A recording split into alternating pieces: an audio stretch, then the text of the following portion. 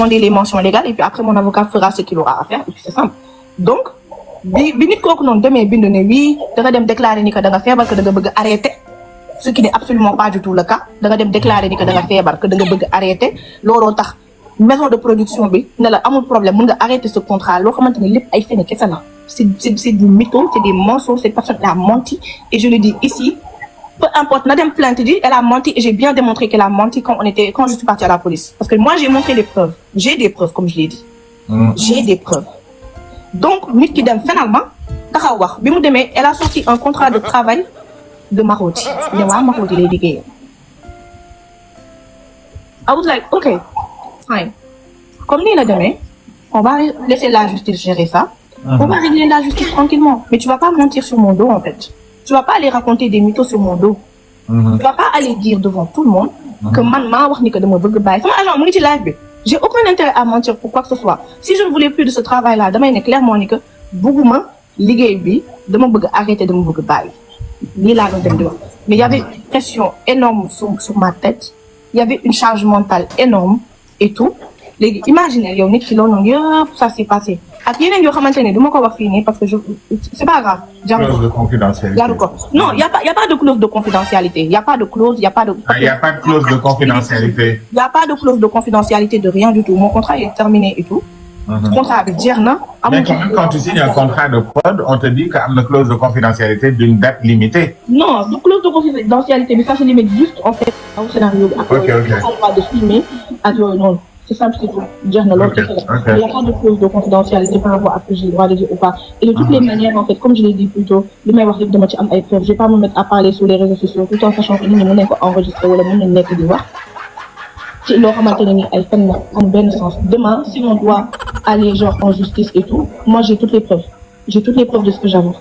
C'est ça. Donc après ça, je me suis fait insulter sur les réseaux sociaux. Les gens m'ont traité de tous les noms d'oiseaux. Les gens m'ont dit traite nga. Les gens m'ont dit. Mais là, tu te sentais comment? Parce que quand même, tu as quitté. Parce que quand même, il faut qu'on le dise. C'est comme dans un ménage polygame. Tu as été ami avec la première jusqu'à un instant, sentir toi sa bopp ak moom. Tu as été dans des conditions précaires et puis arrangement amul seen diggante wu leen déggoowu leen. Peut-être que jaxasoo am na réeroo am na le temps que ñuy wut solution sa diggante première yow tu étais vite allié à la deuxième c'est comme ça en fait après répétition bi. Tu sais Biggie.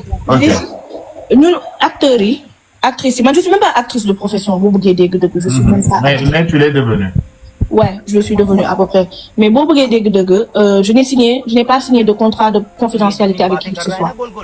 bu la neexee nag nga ne ma bul tourner ak keneen mais dans ce cas-là tu vas me payer des centaines de millions pour que ma bañ a tourner ak keneen xamoo lan lay ami di mais ton contrat c'était approximativement on va pas te demander ñaata lañ la doon fay parce que tu m'as dit que salaire la et que salaire bi chaque mois lañ lay fay mais si pour ne pas abuser c'est entre si je peux me permettre. Le premier contrat, je t'ai payé des millions. Le deuxième contrat, je t'ai payé des millions aussi. Les gens qui sont en train de dire que... des chiffres 1 à 20 millions. C'est entre 10, 20, 15, 30. Exactement. Okay. Et il faut que les gens arrêtent avec cette idée-là, comme quoi que actrices, elles ne sont pas payées, ou les acteurs ne sont pas payés. Il ne faut pas dire ça. Mais donc, toi, tu fais partie des gens qui disent que vraiment Marodi te paye bien. Je t'ai payé. Okay. À la hauteur de mon travail. Point. Mais entre Marodi et Evenprod, c'est qui paye le mieux? En tout cas, j'étais payée dans les deux. Et pour moi, c'est l'essentiel. À partir du moment où mon travail est récompensé à sa hauteur, pour moi, le reste, c'est les détails. Parce que c'est la même charge de travail que j'ai dans une autre maison de production. Tu comprends? Voilà. À partir du moment où, en fait, je suis bien payée, pour moi, c'est l'essentiel. Que les conditions de travail soient réunies, que je sois bien payée, et que, en fait, ma nekk si jàmm. Yow su ma la déggee problème mu yëg-yëg nga am maanaam yëg-yëg bi toppatoo bi kaf bi feebar bi nga. Ils ont voulu arrêter, ils ont arrêté. Il y a aucun souci, amoo ci benn problème parce que tey jii nii ku nekk da ngay xool li nga xamante ni moom moo la arrangé. J'étais malade, je n'étais pas disponible. J'étais malade, je pouvais pas venir tourner et tout. Ils m'ont dit clairement ni que le temps bi may toog bañ a tourner arrangé wu leen. Ma ne leen d'accord amul problème. Xam nga bu yemoon foofu noonu yëpp, il y a pas de souci. Sauf que derrière en fait, c'est les petits coups bas, c'est les petits trucs qu'il y a eu derrière et tout. Loolu kese la. Maintenant aujourd'hui, là, franchement, hein, certaines choses se régleront en justice et tout, parce que c'est déjà en cours. Et tu penses que justice m'a réglé loolu yëpp wala du ngeen nekk à l'amiable et tout ça parce Non, que am na c'est yenn très détails proche de am na yenn détails. acteurs yoo xam ne ñu ngi nekk ci yaa ngi pression ñoom mais imagine si aujourd'hui tu peux est-ce que tu voudrais bien benn bés ñi nga mës a seqal noonu ñoom ñëpp liggéey ak ñoom nekk face à face ak ñoom un jour devant le tribunal de Dakar. À partir du moment où je me retrouve... Non, je te dis un truc, Biggie. À partir du moment où je me retrouve avec quelqu'un devant un tribunal, c'est-à-dire qu'on n'a plus de bonnes relations. Ok. En tout cas, une page, elle est tournée et tout. Personnellement, Babel, c'était un projet qui me tenait vraiment à cœur. Franchement, hein, c'était un projet qui me tenait vraiment à cœur. J'ai donné mon maximum là dans ce projet. Aujourd'hui, il y a le dogal na ni que fi ma yam fofu la waroon a yam. Après, c'est fini. Je suis dans d'autres projets qui me tiennent également à cœur. Les projets vraiment. Je les porte, j'aime ces projets-là de tout mon cœur. Franchement. Et ça se passe très très bien, alhamdoulilah. Je suis pas dans le dénigrement. Si tu vois que, tu sais... Je voudrais remercier Marodi. Il y en a qui disent qu'il faudra remercier Marodi du fait que, première, cette apparition, Bigana Dal, une série, l'île Gana Sani, beaucoup de Marodi. Mais tu sais que j'ai joué dans Netflix et qu'après, ils m'ont envoyé des mails et tout. Avec Netflix, j'ai travaillé avec Netflix. Après, ils m'ont envoyé des mails pour refaire. Il y a un rôle de figuration. Parce que c'était de la figuration que j'ai commencé avec eux. Et quand j'ai compris. Figuration aussi, c'est pas pareil avec rôle Oui, mais un rôle de figuration où tu es très bien payé sur une seule journée de travail. Ouais, je sais, un contrat de Netflix, un contrat au Marodi, c'est pas pareil quand même. Mais au niveau de la visibilité. Ouais. Je suis d'accord. Je suis d'accord. Parce que par rapport à Babel, effectivement, Babel, mon tarniti Hamma. Babel, que les gens, beaucoup de gens me connaissent et tout ça, je suis d'accord. Et tout. Et franchement, comme je dis, j'ai donné de mon temps, j'ai donné de mon énergie, j'ai donné plus qu'il ne fallait sur ce projet-là et tout. Et voilà. Je pense que c'est grâce à eux, mais aussi c'est grâce à, genre, acteurs. C'est aussi grâce à mon travail, mine de rien. Ok. Mais par rapport à la maison de prod Boubès, est-ce que, parce que quand même, wax deug yalla, soit da ngay, bon, mëno togg ñaari añ ñaari reer xana am koy régime ci kër gi. Da ngay choisir entre ceeb bu weex wala ceeb bu xonq. Ak fi nga tollu ci sa art, tu as beaucoup évolué ci côté acting et tout ça. Boo doon tey xool entre les deux. Parce que bu ñu enterré woon H de guerre bi existé entre yow ak Marodi ak Evan Prod pour le moment, j'espère que tu n'auras jamais de problème avec Ibou Gueye et consorts parce que ñoom c'est des gens très bien comme Mass Ndour et tout ça. Mass c'est une belle personne aussi. Mass moom ñu nduróo ñoo tolloo. Moom su ma gis day reetaan ba tëdd. Moom c'est Mass Ndour, c'est le PDG de Marodi. Voilà, c'est une belle personne. Il est le PDG de Evan Prod. C'est une belle personne. Léegi boo doon tànn par exemple. En fait, j'ai pas à choisir. Tu sais pourquoi? D'accord. Parce que comme je l'ai dit, j'ai pas signé de contrat d'exclusivité. Demain, Marodi, il m'appelle. On met à plat nos différents. On met à plat tout ce qui s'est passé. Et tout. Ils veulent qu'on retravaille ensemble. On retravaillera ensemble. Selon leurs conditions et les miennes. Ok. À partir du moment où, là, actuellement, Nini, je travaille avec Evan Prod et ça se passe très très bien, alhamdoulilah. Et franchement, hein, par rapport à les projets que j'ai moi, parce qu'au début du live, on a parlé de ma boutique quand même. Demain, je sais que c'est mon bébé. Moi, que je vais investir de mon temps personnel. Parce que ma boutique, comprends est-ce que? Donc, il y a la récurrence. On sait jamais en fait. On sait jamais ce qui peut se passer. Il demande le nom de la série Netflix. C'est jusqu'ici tout va bien. C'est la scène devant la boîte de nuit. Oui. Jusqu'ici tout va bien. Le célébrité. En tout cas, nous, on te souhaite un très très bon vent. Et on voit ton évolution par rapport à Yundeki et tout ça. Et c'est très normal. Parce que être une débutante, devenir une pro, tu es à côté, tu es à Keisha Khadija Dem, avec une actrice Magamagé et tout ça. Vraiment, évolution. Est-ce que, donc, on entend des rumeurs que tu te prépares de jouer une série ou une maison de production pour Ganamak? On entend, ma chérie, il faut nous donner les détails. Est-ce que c'est vrai aussi? Hein? Ils ont dit ça. On m'a appris un truc, on n'alimente pas les rumeurs ni les bad buzz. Donc, Lola est appliqué. Donc c'est vrai. Si je dois le faire, vous verrez. Si ça ne doit pas arriver, vous ne le verrez pas. Donc. Je dis, Est-ce que c'est vrai? Biggi tey am nga lu rëy ma toog nii di expliquer. Il demande ta relation avec les acteurs de Even Prod. Kan moo fay sa moda? Omar Diagne. Ah, ndeysaan. Non, c'est mon bébé. Ñànku jege ngeen noonu xeetu jege boobu. Non, franchement, c'est mon bébé. Et c'est une personne adorable. Koo xamante ni ku yokk sama iman la surtout. Franchement, c'est une très belle personne. Dañuy waxtaan lu bëri et lu ci ëpp c'est sur les sujets de la religion. Et c'est ce que j'adore avec lui. Et à part ça, franchement, il y a Batlen. Batlen, su ma demee tournage gisuma ko sax dama koy wër. Genre su ma xamee dafay ñëw tournée damay dem di ko wër. Batlen mooy Aladji Mbaye lutteur. Ouais, Aladji Mbaye.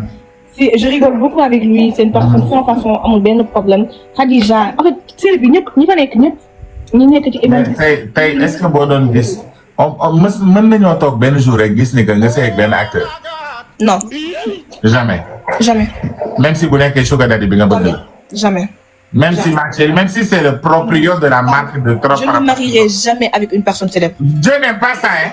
Jamais, je ne me marierai jamais avec une personne célèbre. Mais pourquoi il te demande pourquoi le nom de Leila Thiam fait problème? Nous mais non, yow Amina Kébé, vous avez des soucis ou pas? Amuñu benn problème ça. C'est une très belle personne. Elles sont sœurs, hein. Amul benn problème nit ku baax. La femme de souci Amina, elle est très calme, elle est correcte, elle est belle, elle est gentille et nekkul sax ci yéen man je pense que dafa dugg ci art bi juste pour passion mais elle a pas besoin de ça. Donc voilà. Elle a acheté, c'est une très belle personne. Elle achète tout partout. Fu mu romb nit dina lay jënd. Amina Kébé c'est une voilà, que ce soit elle, que ce soit Awa Cheikh moom sama doomu yaay la sama yaay moo ko bëgg moom comme. Et venir à la maison manger à la maison. Ak yëpp donc franchement c'est voilà, c'est des très belles personnes. Non la. Biggi. Damay dem wax ak sama chérie bu dëgg. Waaw kay merci. Waaw léegi dernière question. On peut t'attendre dans benn foyer bu. Tu es poli. Merci beaucoup. Parce que quand tu vas prendre ton sugar daddy, du jug rek toog di la xaar nekk ba nekk pas di seega. Ma chérie, pardonne-moi. Énormément. Donne-moi la réponse. Ma chérie, pardon. Poli Monopoly. Tu veux? Tu es poli. Tu es poli. Biggi. Tu es poli. À tout à l'heure. Biggi. Merci beaucoup. Et attends, Biggi, une dernière chose. Si j'ai dit quoi que ce soit pour maintenir, c'était pas correct, voilà dara, je m'excuse auprès de toutes les personnes qui ont maintenu pour dire vrai. Et franchement, j'aimerais beaucoup que mes paroles ne soient pas mal interprétées. D'accord. C'était pour éclaircir les choses et voilà. Donc.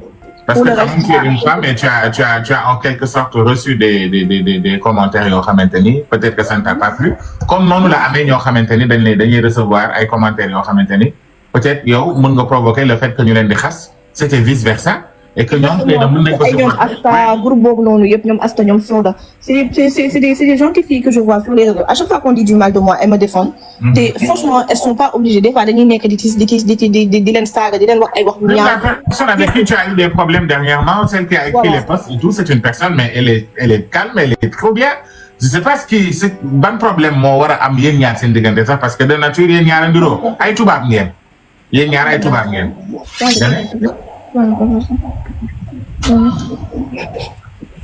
Anyway, je remercie mon agent. Et tonton Laye. Pour son Abdou. Merci beaucoup. Parce que Internet, il m'a envoyé des pots de glace chez moi et tout pour me dire t'inquiète pas, ne regarde pas les réseaux sociaux, ne réponds pas. Et mais les secrets, les tips là, ton teint, les sourcils, la perruque et tout ça. Salifal moo ko defaral Salifal c'est ma nièce. Non, même pas, c'est juste de l'épilation à la cire. Voilà. nee na diwul bàyyi na diwul depuis 6 mois. Voilà. Bi joxe na ref bi. Oui, non. Et merci sur sa nouvelle page, donc elle a été piratée. Tu beneen page. Oui, c'est ça ma nouvelle page. Voilà, Bébé Sow mooy page bu bees bi. Suivez-la en masse. Il faut qu'elle atteigne les 10 millions, 20 millions. Ngay def Fespaco. di def défilé yu mag yi. amiin bokk ci égérie yu mag yi des Louis Vuitton et tout ça ñu lay woo. Vraiment tu es une personne incroyable. Merci beaucoup. Puis macha allah rabbi yal na la yàlla yokk. amiin nga nekk ci lu baax. amiin yàlla dogal comme c'est pas poli ou bien mono que tu passes. Et j'ai gagné un prix au Mali aussi, hein. Faut pas l'oublier. C'est ça. Voilà. J'ai eu un trophée au Mali. So, merci beaucoup. Là, j'en ai 3 à mon actif. Merci à vous qui me soutenez. Merci à toutes les personnes qui m'ont maintenu. Vous votez à mes derniers votements. Merci à toutes les personnes qui m'ont maintenu. En fait, franchement, en fait, mon cœur, il déborde de joie. Et merci à vous. Merci pour votre soutien indéfectible. Vous devez dire peut-être que je parce que y a une fétane. Vous m'avez dit. Qui day balé kay. Nef élève day ba ak gaaw balé. Nef day balé de. Lii moo fi bàyyi woon au revoir. Day jéggale waa baax na ok.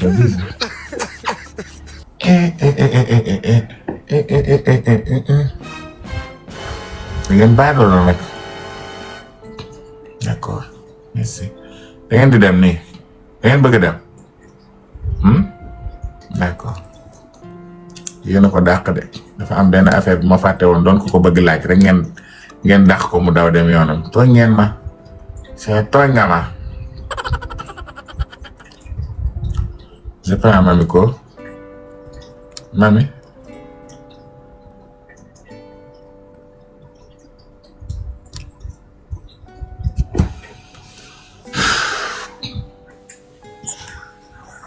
Mami. dama doon jël sa place li nga ma def keroog laa ko def dégg gis naa loolu très bien. noonu rek neex na wala loo ci jot a jàng. bon kii bi fin bi laa suivre mais fin bi laa suivre bi ngeen di tàggoo fekkee wu ma bu baax. fin bi laa suivre tey moom. moom ma la tey moom sànq laa def live. Mami ko. waaw. ci loolu ne yaa ngi fi jàmm. kii kan la. everywhere. Cheikh everywhere lu bees. maa ngi fi jàmm. yaa ngi noos. waaw bi gi ça va. lu tax ñëwoo tey. tey bëggoon naa ñëw de fay naa doon ci fiyaa loolu moo tax ñëwuma. baax na. waa ci loo leen de. maa ngi nii nekkuma ci dara yow Cheikh ci loo nekk. maa ngi fi jàmm. waaw yow nag yaa ngi fi jàmm. man ça va alhamdulilah. alhamdulilah. en fait sànq dama def benn crise xam nga dama am sinusite. ok léegi dama taaloon xam nga dama bëgg ay senteur ak ay parfum dama taal benn crème fii boo xam dañ ciy def bourge taal crème bi. moom moo ma def crise nag bu metti nag moo tax taaluma live tey. incha allah yàlla wéral la. damaa mujjee wëri ay rus ak kii bi may def sama. kon naa la toogal mbaxal. suba nga may toogal mbaxal. waaw. yaa ngi duggati ci man. suba ci guddi naa la tibal mbaxal incha allah. ma ne yaa ngi duggati ci man. man xam nga ni ku ma ko. barki yàlla ku ma ko ci mbax man de ku ma ko xale bu ma ko ci mbax ma di mbax la ko. suba dinaa toog mbaxal incha allah. boo juumee ba toog mbaxal ba yóndee ma ko dinaa juum ba toog lu raw mbaxal yóndee la ko yow xam nga. da ngaa feebar Evry mooy indi mbaxal bi Evry. non sinusite crise sinusite dafa. suuf de day jàpp suba kañ boo ko joxee dinaa ko yóbbul. waaw day jàpp dimbali ma ni nga def añu lekk bi yaa ko waroon yóbbu ñëwoo. man ko jàpp sa gorge yi sa lépp lay. añu fiyaa bi laa waroon yóbbu te moom voyage ji na laajoon na ma ko keroog. man ko bigi toog yaa ñëwul. uy jaar nee na rimbax ñu ma rimbax leen ba duñ est-ce que lii duñ ko def rimbax national kon bigi duñu def yéen du invité fan fii tamit. maa ngi nii di dem Paris gannaawaat suba. dem Paris. man tey ma leen a topp Paris man tam ñàkk naa fayda man tam lu ma tey topp. kër gi dina wéddee. 2 mois lay def 2 mois. 2 mois. ah mais tu dures trop. billaay wallaay mais bon. pas grave. merci na ma de. day fekk am ñibbi. 2 mois dinaa la seet si dama naroon dem Paris semaine bii mais xam naa ne dama koy pousse naa la seet si. ok. oui ñi nee nañ dañoo bàyyi garab ñeel waa sinusite dafa soof de c'est surtout nag quand tu aimes les parfums vous savez que moi j'aime les senteurs. damaa bëgg parfum. damaa bëgg surtout man bigi man j'adore plus les parfums de niche en fait man je collectionne les parfums de niche. Les niches j'en ai 8 ou 12 je sais pas. voilà donc tu vois day am benn odeur extraordinaire. waaw beaucoup de gens font des extraits de parfum. donc awma jom. J'adore. Mami de moo leen gën a xam astuce yi noppalu de. nee nañ non du poussière kii bu yàgg dama am fii benn crème boo xam ne boo ko taalee day xeeñ neex donc j'en ai profité toog tëdd sama néeg fay lampe bi taal sama clim taal sama bougie def ci crème bi je voulais prendre un bon temps pour moi me retrouver toute seule en paix. on peut s'attendre à quoi bete ak sa rôle bi nii ak. c'est bete xanaa ëmb ba diis rek dellu ci sëy ba rek ruube dëbb foqat ci jëkkëru jàmbur rek comme ni ma ko defee woon. mais dégg naa da ngay am mujj ci série bi. kuy doon sama wujju. man damay dégg rek xam nga. mën na am de. ma ko jotaay moom comme am na géwal. xam nga ma ko jotaay gis nga boppam bi ni mu jeexee ni bare bu jeex. loolu la waaw moom ma ko jox am na géwal am na géer am na kii nu mu tudd Ami Mbaye lan la sax ci série bi. am na géwal am na géer. waaw am na géwal am na tëgg am na géer léegi mu des lawbe. Piqué de la man lawbe bii. non Tické kii la nopp paa bi pël bi la nopp de ay yàq xelu ay sata. barki yàlla. man de toute façon man xanaa xamoo damay muer tu vois le serpent ni muy changé pour man mën naa doon géwal des fois léeg-léeg ma doon lawbe léeg-léeg ma doon tëgg xanaa xamoo loolu. loolu lépp nga man. Paris mën naa doon lu ne. fa tubaarikàlla macha allah. mais danaa la fekk Paris. non naa la xaar. un homme un rein 3 femmes dëgg la de. un homme un rein 3 femmes ba boole ci ba pare boole ci. aput chou. aput chou. jël président des aput chou. ñoom ñëpp a jekk de. moo tax gisoo ko digg bopp bi dara amul. barki yàlla. un homme de un rein 3 femmes. digg bopp bi barki yàlla comme diggu ànd. digg ànd ni muy mel ak xal digg bopp bi dafa noonu la mel.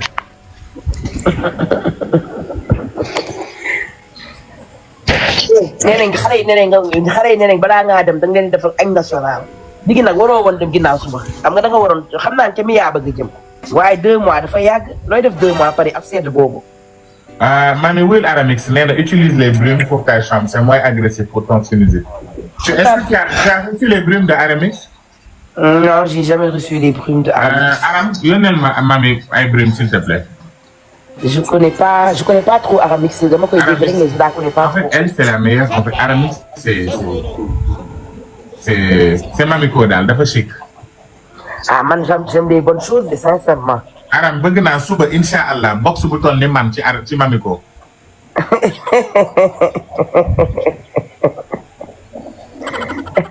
waaw man américain yi di ma bind fan yi mais yow xam nga man bigé lan laa def démb.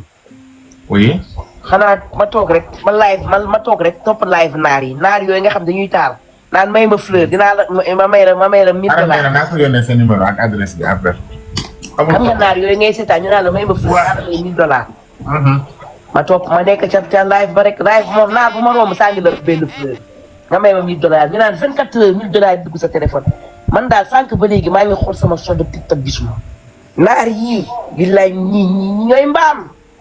maa ngi jéem ay arnaque dañ lay arnaque moom la ñu def di arnaque waaw. balaa maa dee nag ñu sol ay masque ak seen la bu plaque yu bëri yooyu. naan or la di zor sama fleur yëpp ñu yóbbu ko ñu ñooy xaj. waaw Pato yow ta micro yi nga jënd pour def kii nii micro yi nga jënd pour def émission. da ngay dem bàyyi ko fi. dama koy yóbbaale. da nga koy yóbbaale kay yow boo yóbbaale moo def ay émission. lépp laay def toogal rek. merci Dija. Fia comment vas-tu? Mami kii mooy Fia dégg nga. Fia comment tu vas? waaw man léegi doo ma defal émission. non man suba naa la expliquer benn concept bu may waajal nii. man li ma war a wax bëri na man nag xanaa ko man maa am lu ma war a wax nag man la ma war a wax moo bëri.